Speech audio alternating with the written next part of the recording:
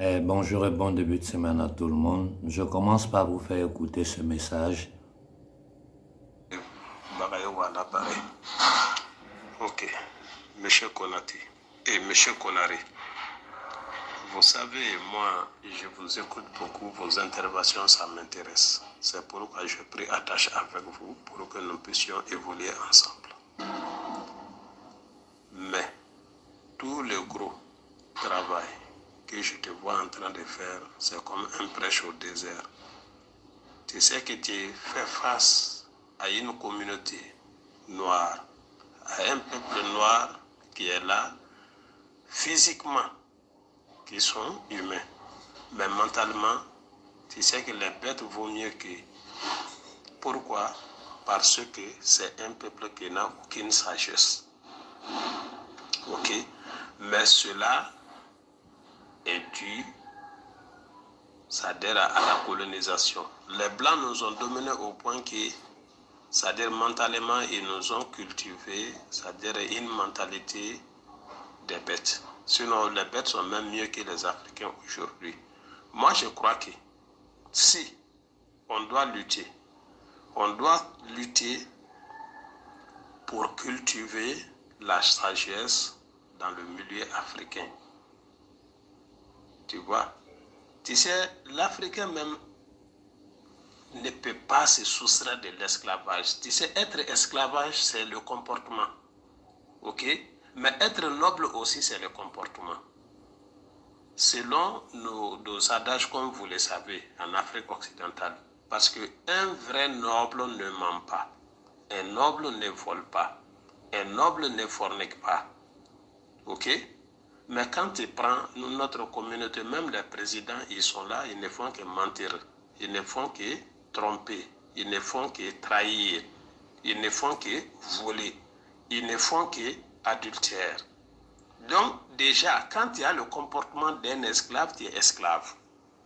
Donc, nous, on ne peut pas avoir notre indépendance ni notre liberté avec ces comportements. Ok? Il faut que nous travaillions pour instaurer la sagesse. Ok? Tant qu'on n'a pas cette sagesse, tant que la communauté noire n'a pas cette sagesse, on n'ira nulle part. Mais les jours que nous y parviendrons, l'Afrique va guider le monde entier. Ça, je vous garantis. Dans notre lutte aujourd'hui, nous devons le faire et réfléchir ensemble comment trouver les moyens, c'est-à-dire pour cultiver la sagesse. De quelle sagesse je vous parle? Il faut que la communauté noire, quand il parle, il dit la vérité. Il faut que la communauté noire soit juste dans tout ce qu'il fait. Il faut que la communauté noire soit discrète. C'est ça dont je parle, c'est ça qui nous manque. Tant qu'on n'aura pas ces choses-là, vraiment, on n'ira nulle part. Merci, M. Konari. Bon, nous avons écouté ce message ensemble. Maintenant, je vais vous faire voir cette petite vidéo. De Snapchat. Bon, je vais vous faire une petite confidence. J'encule ce pays de merde, pourtant c'est le mien. C'est mon pays, la France. Et je m'en bats les couilles. Ils pillent l'Afrique, ils enculent le Moyen-Orient. Et en plus, c'est des gros faux culs parce qu'ils veulent pas d'immigrés, mais c'est pas eux qui le font le travail. Il n'y a pas de Français derrière les camions poubelles. Il n'y a pas de Français dans les bâtiments. Hein? Bande de mythos, là. Puis là, avec votre Covid de merde, là. Votre excuse à la con pour niquer encore plus les gens. Alors, je vous explique. L'Afrique, là. Réveillez-vous, les mecs. Ensemble. Comme ça, vous allez niquer la planète entière. Il y a tout chez vous, les gars. Mais vous êtes trop à vous tirer dans les pattes. L'union fait la force, les gars, faut vous en rappeler. Si vous n'êtes pas ensemble, les Européens vont continuer à vous la mettre comme ils font, là. Vos diamants, votre or, votre cobalt, vos noix de coco, tout, ils vont tout vous niquer. Tout. Ils nous niquent déjà, nous, les Français. Bon, nous avons écouté ensemble la première intervention qui était une audio qui m'est arrivée d'un frère que je remercie immensement pour sa réflexion. Et puis bon, la seconde petite vidéo qui est virale sur la toile, que je crois que tous les Africains ont eu, parce que moi, on me l'a envoyé 1000 fois.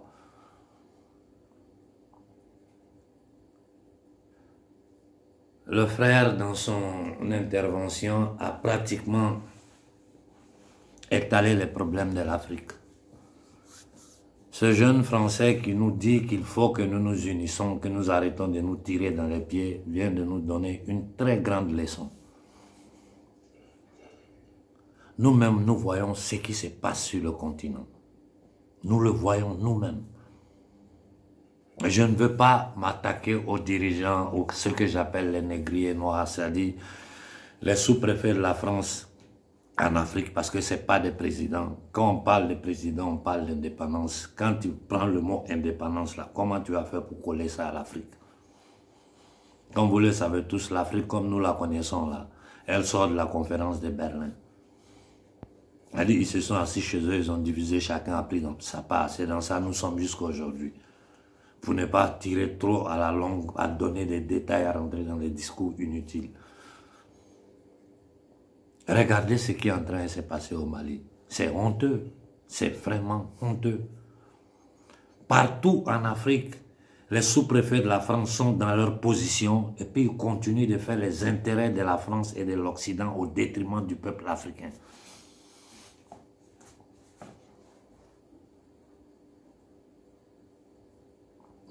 Ils font les intérêts des impérialistes au détriment de leur propre peuple. Eux, ils s'enrichissent. Regardez la honte que le Mali, que les dirigeants maliens ont fait à toute l'Afrique. C'est minable, c'est misérable, c'est dégueulasse, ça pue. Aujourd'hui, il y a un seul endroit où quelqu'un essaie de combattre contre le système, c'est en RCA. Et lui, moi j'essaie de sources sûres parce que hier soir je suis resté longtemps à discuter avec des frères qui sont sur le terrain. J'attends même des vidéos où vous allez voir Bozizé à la frontière avec son armée de mercenaires. Nous savons tous ce qui se passe en Afrique. Nous savons tous que nous ne sommes pas une terre indépendante. Nous savons tous que la seule solution pour l'Afrique de sortir de ce paradigme criminel, c'est créer les États-Unis d'Afrique. Mais avant d'arriver à ça, il faut que nous réussissions à nous tirer, à sortir de cet esclavage dans lequel ils nous ont mis à travers toutes les institutions qu'ils ont créées, Fonds monétaire international, Banque mondiale. Ils fabriquent notre argent, ils décident de notre économie. Mais nous, de quelle indépendance nous parlons? Les gens nous ont nié même l'eau potable. En Afrique, tu vas dans l'Afrique profonde, l'eau potable, ils n'ont pas, même dans les grandes villes. Courant. Une terre où il y a le soleil, on n'a même pas l'idée de dire, c'est-à-dire, l'Afrique est un camp de concentration. Point à la barre. Nous voulons sortir de là. Nous savons que sur le territoire africain, nos frères luttent depuis combien de temps? Ici, tout est censuré. Personne ne sait rien de rien. Ça, je vous dis, vous qui êtes en Afrique, là, vous devez savoir qu'ici, tout ce que vous faites là-bas, personne, ici, personne ne sait rien. Les télévisions mentent, les journaux mentent. Tout le monde couvre, tout le monde ment.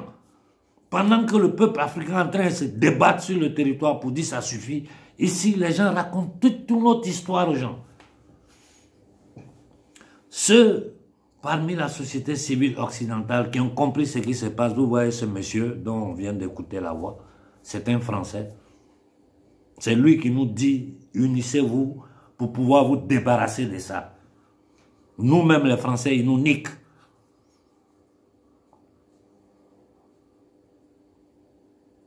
Quelle solution nous avons?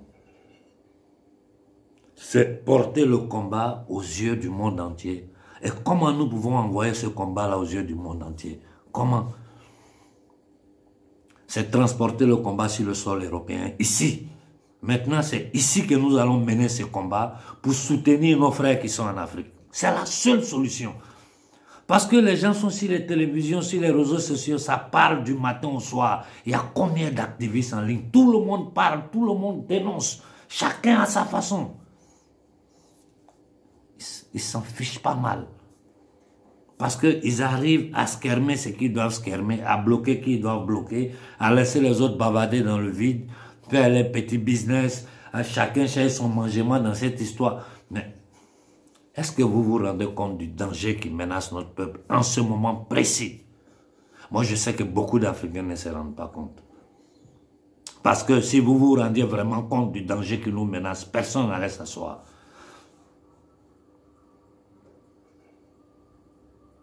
Je crois qu'il est temps que nous portons ce combat-là sur le sol européen. Et je le répète, je vais le répéter jusqu'à la nausée. J'ai répété pendant 10 ans, prenons les ambassades de France pacifiquement. Si nous avons voulu le faire, ce sera déjà fait. Et vous aurez vu les changements qu'il y aurait eu dedans. Parce que là, personne ne pouvait cacher. La France avait le dos au mur. Mais vu que c'est tout l'Occident, c'est toute l'oligarchie occidentale qui pille, qui commet des crimes en Afrique, même si la France est le gendarme dans notre précaré, c'est eux tous sans exception. Je crois qu'il est temps maintenant, vu le chaos mondial qui est en train de se passer, vu la situation géopolitique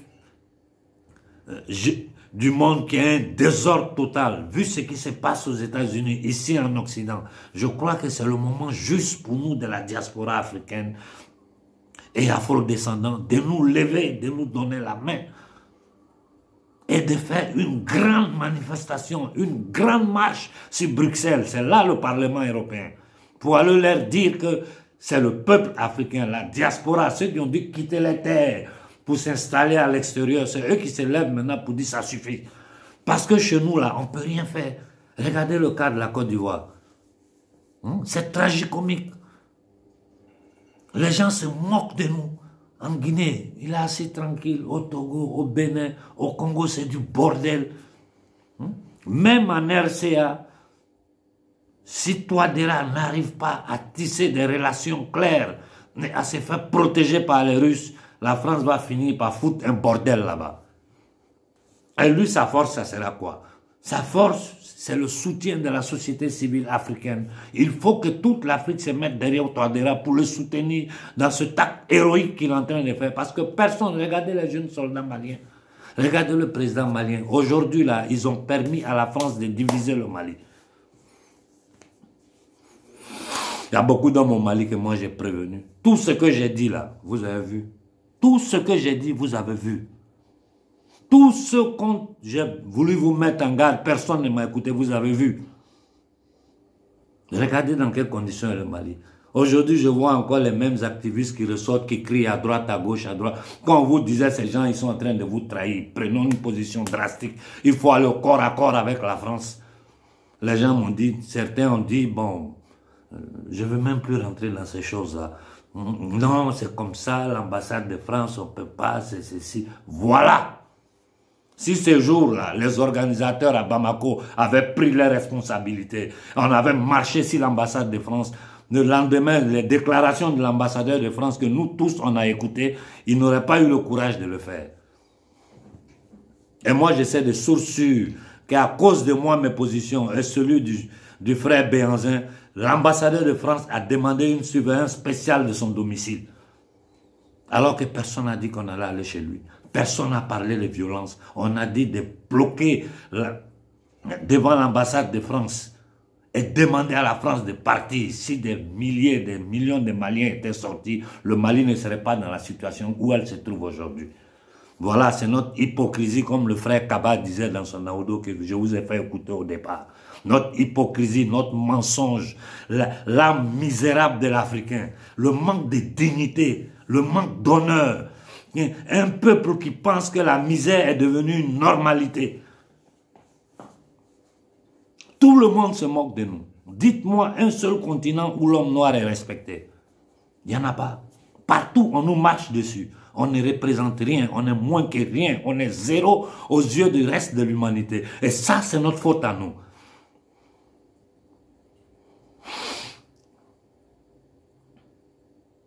Je reste encore en piste parce que beaucoup de frères me l'ont demandé. Beaucoup de jeunes Africains m'écrivent, me disent, tonton, doyen, il ne faut pas nous abandonner. Nous allons continuer ce combat. Mais si nous devons la continuer, nous devons la continuer dans du concret.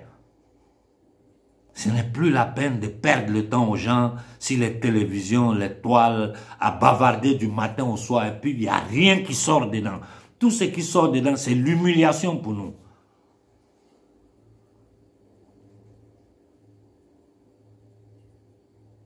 Donc l'idée de marcher sur Bruxelles ne doit pas être une idée de 2 groupes, de 3 groupes, et puis non, ça doit être un travail collectif.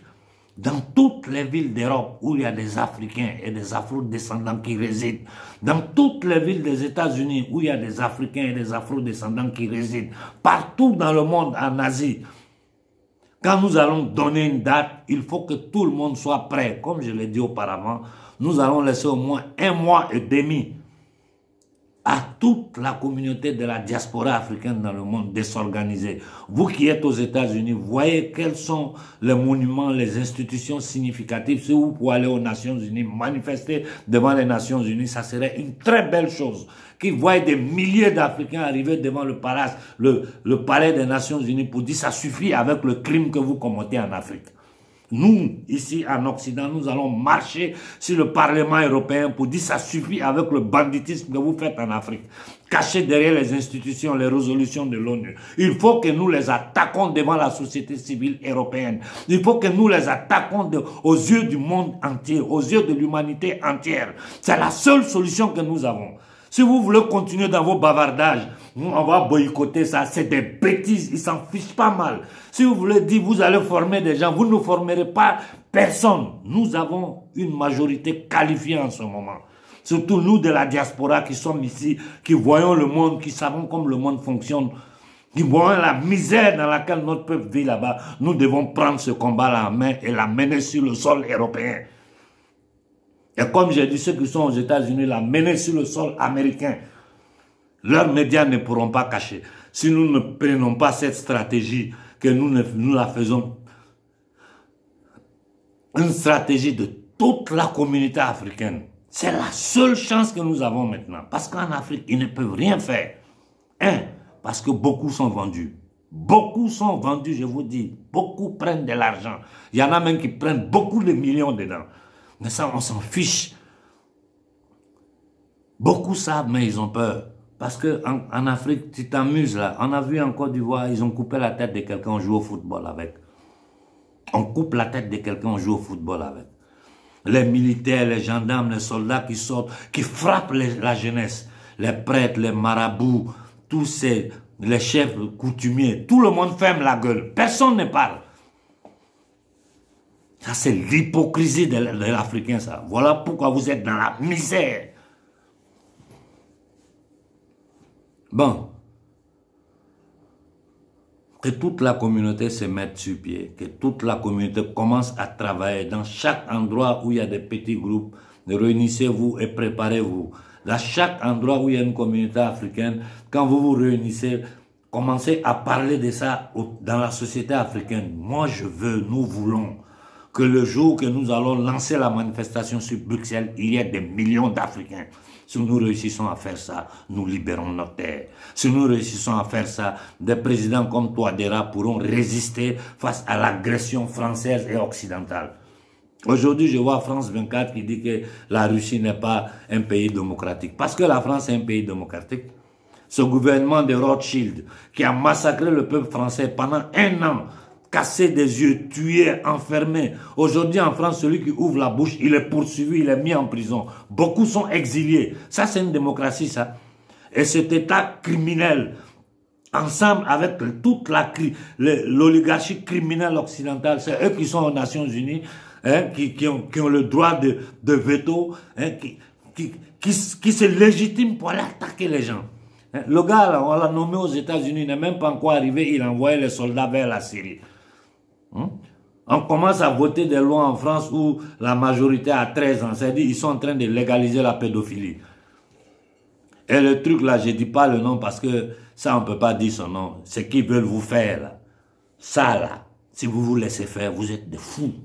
C'est-à-dire, ça ne vaut même pas la peine même que les gens se débattent pour vous. Ici même, les gens ne veulent pas. Ils sont en train de lutter. Partout en Occident, il y a des révoltes en cours. On ne sait même pas comment ça va finir. Des gens qui vous affament, qui vous tuent, qui vous empoisonnent. Ils disent qu'ils veulent venir vous sauver. Alors qu'eux-mêmes, ils disent qu'on est trop sur la terre. Là, il faut diminuer le nombre de personnes. Vous avez des minables à la tête des pays là. Macky Sall, c'est un des plus minables. Moi, quand je le regarde, il me fait vomir. J'ai honte. Moi, j'ai honte pour les Sénégalais. Il fait honte à tout le Sénégal. Si vous regardez Alpha Condé, on va construire des usines de bonbons, de cubes magiques. Mais ils se foutent de notre gueule. Ils se foutent de vous.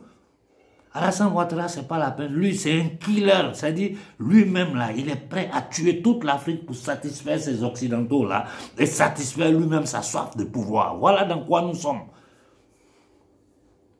En Afrique, continuez de lutter. Mais non, ce combat-là, il faut que nous, de la diaspora, nous l'apprenons.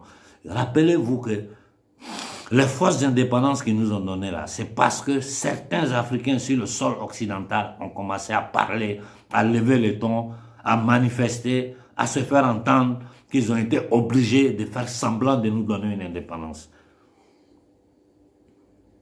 Le combat, c'est ici que nous devons le mener. Parce que eux là, si leur population ne dit rien, c'est par rapport à tous les mensonges qu'ils racontent à la population ici. Sinon, personne ne peut accepter que son propre gouvernement aille s'aimer la mort, la terreur partout dans le monde et s'assoit à la conscience tranquille. C'est les mensonges qui font que les Français ne bougent pas. C'est les mensonges qui font que les Italiens ne bougent pas. Aujourd'hui, grâce au travail que j'ai fait sur le territoire ici, beaucoup d'Italiens savent ce qui se passe en Afrique. Et tout le monde me dit, Konaré, allez-y, ne vous arrêtez pas. L'idée de prendre le Parlement européen, là, c'est tout ce que vous pouvez faire pour essayer d'attirer l'opinion publique mondiale sur le crime que votre peuple est en train de subir. Donc, réfléchissons tous ensemble et voyons comment nous allons mettre sur pied ce projet-là. J'ai dit, dans chaque ville, chacun, ce n'est pas un problème de Konaré, de Béhanzin ou de Maïliba, de je ne sais pas quel activiste ou quel homme politique. Non, c'est un combat d'un peuple. Tout le monde doit participer, du plus petit au plus grand. Nous, de la diaspora, nous sommes des millions. Seulement en Italie, on est près de 5 millions. Si un seul million de Noirs sort de l'Italie vers Bruxelles, 1 million de Noirs sort de la France, 500 000 du Danemark, de la Hollande, ils voient les Noirs converger vers Bruxelles. Vous allez voir l'effet que ça va faire. Vous allez voir qu'ils seront obligés. Ils n'ont pas autre choix si nous portons le problème de l'Afrique aux yeux du monde entier. Donc réfléchissons tous là-dessus. Nous allons continuer à travailler dans l'ombre. Ceux qui sont en Afrique, tenez dû. On sait que vous ne pouvez rien. On sait que si vous tentez de vous lever, l'ordre va partir de l'Élysée, ils vont vous frapper, vous tuer. Toute l'Afrique est pleine de prisonniers politiques, partout. Toute l'Afrique, partout, les gens sont en prison parce qu'ils osent ouvrir la bouche.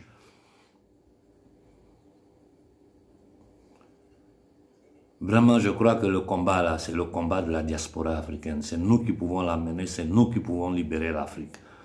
Et ceux qui veulent faire politique là, quand nous aurons fini ce travail-là, vous allez aller sur le territoire, faire votre politique. Les Africains vont choisir les panafricains parce que notre objectif, c'est les États-Unis d'Afrique. Éliminer toutes ces frontières coloniaux créées à Berlin, là. Créer un État, les États-Unis d'Afrique, pour pouvoir nous affronter le reste du monde en puissance. Parce qu'en micro-petits États, comme ils sont en train de tenter de diviser l'Afrique, là, nous ne pouvons rien faire. Et c'est des Africains, comme l'a dit le frère Kaba, qui sont là, qui poussent des pions, hein, les gens de l'Azawad, que vous voulez diviser le Mali. Un petit, l'Azawad seul, là, peut faire quoi? C'est pour permettre aux multinationales occidentales de venir là-bas, piller tout ce qu'ils veulent, et le petit groupe, là, ceux qui seront à gouverner ce territoire-là, vont s'enrichir, le reste du peuple va rester dans la misère. Nous voulons une Afrique africaine. Nous voulons une Afrique basée sur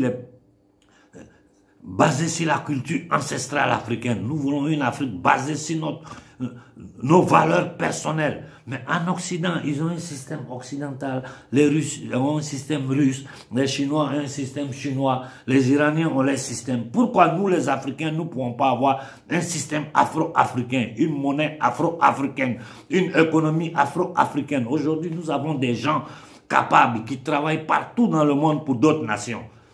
S'ils sont dans les conditions, tous ceux-là vont rentrer en Afrique et travailler. Donc nous de la diaspora, il est temps, je vous demande pardon.